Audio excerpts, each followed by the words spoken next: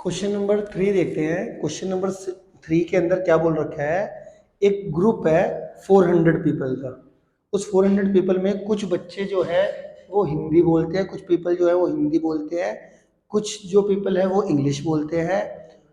और ये बताना है हमारे को कि दोनों कितने बंदे बोलते हैं। तो हमारे को इसमें क्या दे रखा है, जो हिंदी 400 के ग्रुप में, एक ग्रुप कितने का है 400 का, उसमें जो हिंदी बोलने वाले हैं वो 200 है, 250 है, इंग्लिश बोलने वाले 200 है, और ग्रुप ऑफ पीपल है 400 का।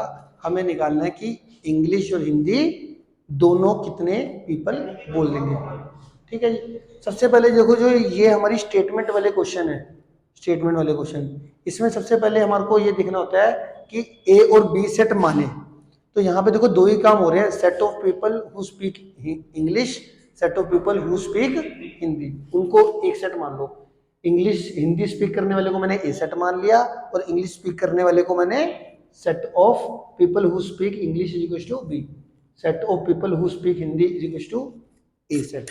ठीक है। तो हिंदी बोलने वाले बंदे थे जो थे वो थे 250, और इंग्लिश बोलने वाले जो पीपल थे वो थे हमारे को कितने दे रखे थे 200।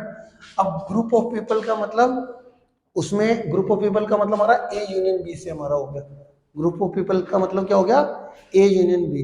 अब इसमें क्या है कि भैया कम से कम एक बंदा, देखो ये जो ग्रुप ऑफ पीपल की वैल्यू मैंने ए यूनियन बी ली ना, अब इसको जरा ध्यान से समझना, आगे भी क्वेश्चन आता है।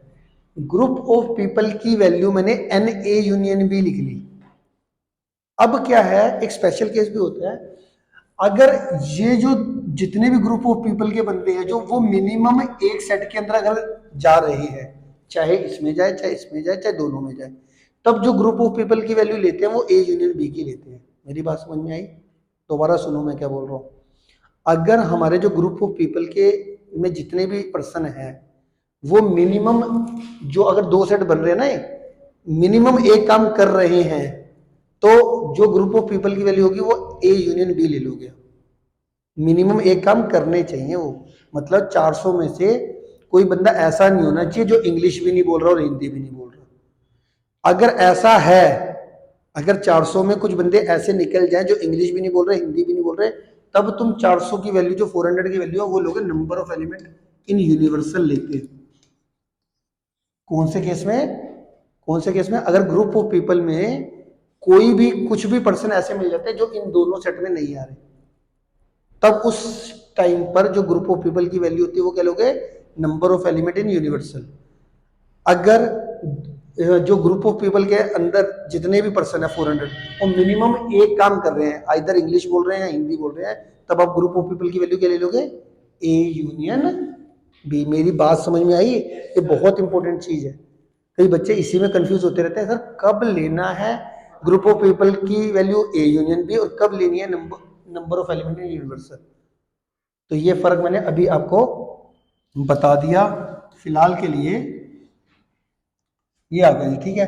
अब हमारे पास ये चीज आ गई। अब फॉर्मूला तो आपको पता ही है। फॉर्मूला क्या है, n A union B is equal to n A plus n B minus n A intersection B. A intersection B निकालना है। अब हमारे को बताना था कितने पीपल है, how many people who speak both language. Both language मतलब दोनों काम करने हैं, दोनों काम करने हैं। तो आपको वेन डायग्राम में बताओ, ए सेट में भी आएगा बी सेट में भी आएगा, वो तो ए इंटरसेक्शन बी होता है, जो ए सेट में भी आ रहा है और बी सेट में भी आ रहा है। तो यहाँ पर हमारे को एक ऐसा ऐसा बंदा चाहिए जो इंग्लिश भी बोले और हिंदी बोले, मतलब ए में भी आए और बी में भी आए, तो वो तो ए इंटरसेक्शन बी हो गया। तो यहाँ पर हमने ए की वैल्यू 250 पुट कर दी, बी की वैल्यू 200 पुट कर दी, ए यूनियन बी की वैल्यू 400 पुट कर दी, और ए इंटरसेक्शन बी मैंने निकाल दिया। ये कितना देगा 450, 450 को वहाँ पे भेजेंगे, 400 minus 450 is equal to n A intersection B. ये आ जाएगा माइनस का 50 is equal to n A intersection B. Minus से माइनस कैंसिल हो गया, एन ए इंटरसेक्शन बी कितना आ गया 50। मतलब लास्ट में आपने लाइन लिखनी है, therefore people who speak both language, both language is equal to 50। Clear होगी ये बात?